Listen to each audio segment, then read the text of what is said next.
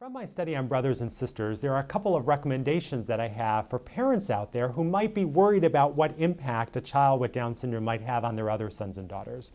One piece of information I give parents is to be open and honest. Talk about Down syndrome as early as possible. Rather than having a one big discussion about Down syndrome, here it is, have a dialogue and have Down syndrome be always part of the family discussion, yet somehow never there. So it's an opportunity for you to weave Down syndrome in and out of the discussion so it becomes part of the family milieu. The second is recognize that your other sons and daughters might have some negative feelings. All of us at one point in time, if we have brothers and sisters, have some negative feelings. And I think sometimes when you have a child with a disability, you think that everyone else needs to always treat that child with love and respect, but brothers and sisters sometimes get on each other's nerves. And so to recognize that that is a normal, healthy emotion for siblings to have is very important. Parents should also recognize that there are some difficult moments when you have a brother or sister with Down syndrome. There might be a moment on the playground where someone uses the R word and calls someone a retard, and your other son or daughter recoils because that affects them, that resonates with them in a way that they never anticipated before. And they might need to stand up to the head cheerleader, or they might need to stand up to the star quarterback in order to defend themselves.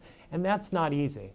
So if parents recognize that there are some difficult moments, I think that the brothers and sisters appreciate it, and appreciate it that they're allowed to have some of those feelings that go along with those difficult moments, which is anxiety, fear, and sometimes embarrassment. Also, parents should limit the caregiving opportunities. I think oftentimes we just think the brothers and sisters are the natural babysitters and they'll always be there. And brothers and sisters have said, we're happy to help pitch in, but we have our own lives too, and we don't always want to be the Friday night babysitter. And I think mothers and fathers need to recognize that. Also, brothers and sisters have taught me that uniqueness nestles in every person in the family. And sometimes a person with Down syndrome becomes the centerpiece of the family and all the attention gets focused on them. So to the extent that mothers and fathers could give special time to all the other children, I think they really come to appreciate it.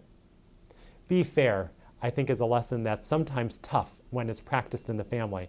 All the brothers and sisters notice when their sibling with Down syndrome perhaps is getting away with a little bit more than they're able to get away with. Sometimes I hear, oh, she fakes like she can't wash the dishes, but I know she can wash the dishes and mom and dad let her get away with it.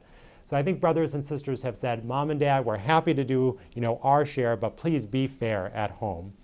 And then the final recommendations is to take advantage of supports for both the siblings and for parents. There are a lot of support groups that are out there. There are a lot of workshops that are out there. And what I've heard from parents and brothers and sisters around the country is that sometimes it's helpful to realize you're not alone, that there are others out there who are sharing the same feelings that you're sharing right now.